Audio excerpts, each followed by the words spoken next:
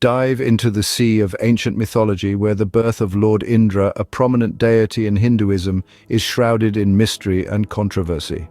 The tale of his birth is so cryptic that even the venerable Vedic sages refrained from offering a definitive explanation, hinting at it only in elusive verses.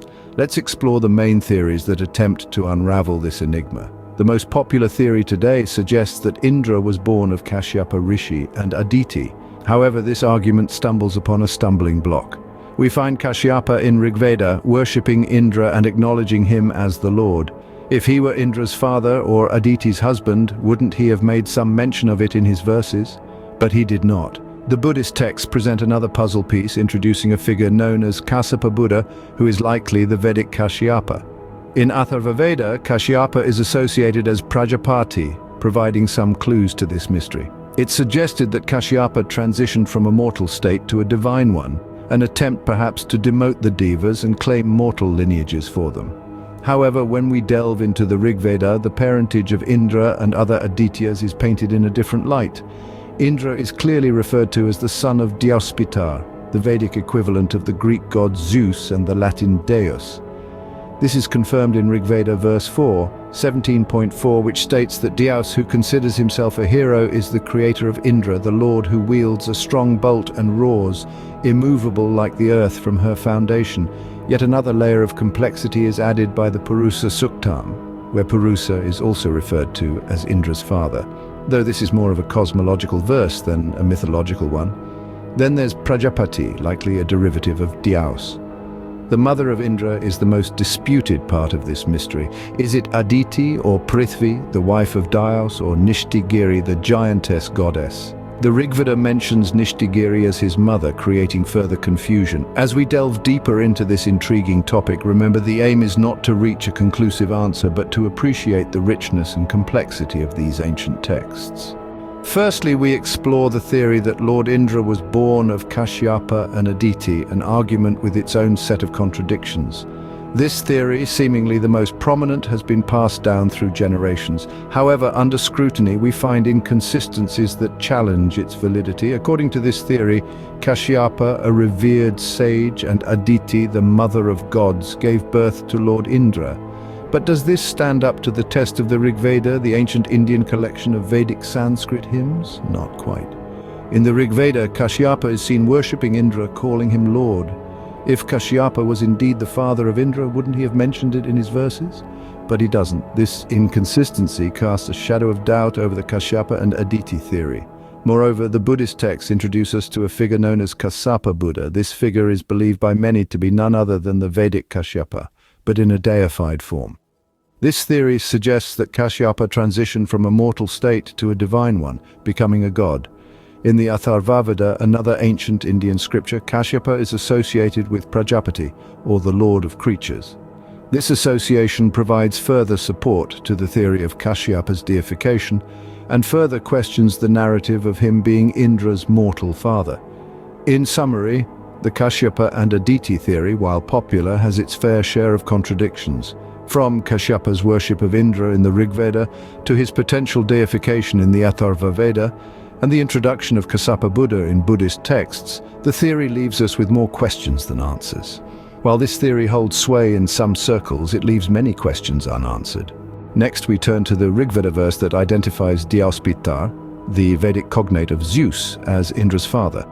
This verse, Rigveda 4, 17.4, describes Dyaus as a heroic figure, the creator of Indra, the lord of the thunderbolt. This verse, rich in metaphoric language, is a testament to the ancient Vedic belief in the divine conception of Indra. This notion of Dyaus as Indra's father is not a lone star in the constellation of ancient texts. The Prajapati theory, another intriguing perspective, also suggests a divine lineage for Indra. This theory proposes that Prajapati, a figure often associated with creation, is a derivative version of Dyaus. So in essence, even the Prajapati theory points back to Dyaus as the progenitor of Indra. Now let's take an interesting detour to Greek mythology. The parallels between the Vedic and Greek mythologies are fascinating. Dyaspitar, the Vedic cognate of Zeus, is reminiscent of the Greek god Zeus, father of Perseus, the hero who slew Medusa. This parallel further strengthens the Dyaspitar theory. providing an intriguing link between the Vedic and Greek pantheons. The Diospitar theory thus offers a more ancient perspective on Indra's parentage. It doesn't merely present Dios as Indra's father, but also weaves in the larger narrative of divine conception and heroism. This theory not only aligns with the Vedic texts, but also resonates with the Indo-European mythology. It paints a picture of a cosmos where divinity is not just a state of being, but a legacy passed down from one divine generation to another. In conclusion, the Diospitar theory offers a compelling narrative. It transforms the tale of Indra's birth into a saga of divine lineage and heroic deeds. It intertwines the threads of Vedic and Greek mythologies, presenting a tapestry that is as rich as it is complex. So, while the debate about Indra's parentage continues, the Diospitar theory stands tall, offering a glimpse into the ancient world's perception of divinity. This theory offers a more ancient perspective on Indra's parentage, aligning with Indo-European mythology. Now let's unravel the most disputed part of this mystery, the identity of Indra's mother. There are several theories, each proposing a different mother for Indra. One of the most common theories suggests Aditi, the mother of all gods, as Indra's mother. Aditi is often mentioned in the Vedas, and her association with the Adityas, a group of celestial gods, which includes Indra, lends weight to this theory. However, another theory puts forth Prithvi, the earth goddess, as Indra's mother. This theory is grounded in the fact that Prithvi is often paired with Diospitar, the sky god, who we've previously discussed is a strong contender for being Indra's father.